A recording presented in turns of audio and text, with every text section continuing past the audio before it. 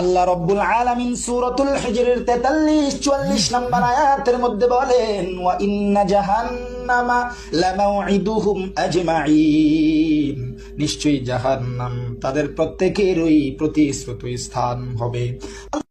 এ বন্ধু, হাফিজুরের দালালি ছাড়ো। আল্লাহ তাআলা এত নাজ নেয়ামত দান করছে, এত সুন্দর কণ্ঠ দান করছে, কারো দালালি করার জন্য না, একমাত্র জন্য বলি। কারো দালালি করার দরকার নাই, কারো সুর নকল করার দরকার নাই। আল্লাহ তোমার যে সুর দিছে ওই সুরটা নিয়ে সন্তুষ্ট থাকো।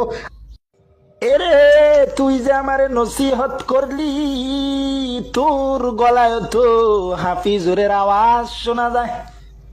তুইও তো হাফিজুরের দালালি কইরা কইরা আরেকজন রে নসিহত দেস। না না, আরেকজনের দালালি কইরা কইরা অন্য জন রে নসিহত দিস না। ভালো হয়ে যাও।